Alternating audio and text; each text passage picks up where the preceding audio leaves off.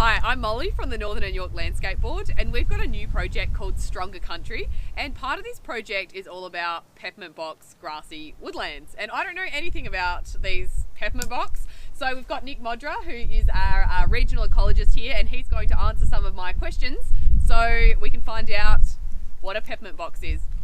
So Nick, what's a peppermint box? Well, it's a type of mallee box, so it's got this grey tessellating bark, Eucalyptus odorata, so it's got a bit of a peppermint smell when you crush the leaves. There's a few other species that look very similar, so it's a bit tricky, but when we're talking about peppermint box grassy woodland, we're talking about the broader vegetation community. Right, so we're not just talking about peppermint box, there needs to be more than peppermint box to make a peppermint box grassy woodland. What else needs to be in the woodland to tick the box? So it's a grassy woodland, so obviously we need a couple native grass species at a bare minimum, and we want some forbs and some native broadleaves, and we don't want it to be too shrubby either to meet this classification, so less than 30% of shrub cover. You can see some of this saltbush scattered around, so you don't need too much of that. What else? You said that it's really similar to some of the others.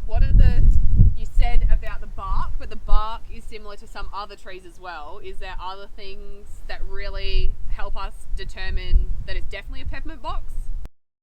The peppermint box is characterised by its rough, dark grey bark on the lower trunk and smooth, brownish bark above, which sheds in long strips. The leaves are typically dull, olive green, and emit a peppermint-like fragrance when crushed. It produces white flowers in autumn and winter and has greyish-brown, square-shaped fruit. So we're out sort of northeast of Hallett today, where we found this peppermint box grassy woodland community. Is that the right sort of terminology, Nick? That's correct. Where else do you find these communities? Are they sort of all around here, or do they go much further from where we are today? Yeah, so originally we reckon there was about 900,000 hectares of this peppermint box grassy woodland. We're down to less than 15,000, and some of that is quite degraded.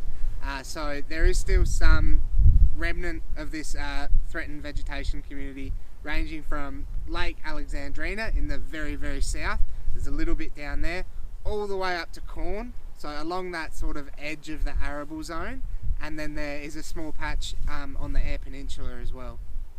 So looking around where we are now, I can see trees that are more like mallee scrub with all the different branches coming up, and then there's also like singular tree trunks. Are they both peppermint box, or is that one of the ways you can determine what they are? Yeah, so that's a tricky question. So peppermint box, the tree species itself, will grow as a single trunk or as a mallee. The peppermint box grassy woodland though only includes the single or occasionally bifurcated trunks, and we want sort of between 5 and 70% tree canopy. It can have other trees growing in there and a bit of a mix, but we want the dominant tree species for this vegetation community, this critically endangered vegetation community, to be that peppermint box. Yeah, okay. So if people who are watching go out and think that they've got some of this peppermint box and potentially the whole community on their place, and they want to maybe do some more to protect it, they can come and have a chat with us, can't they? Yeah,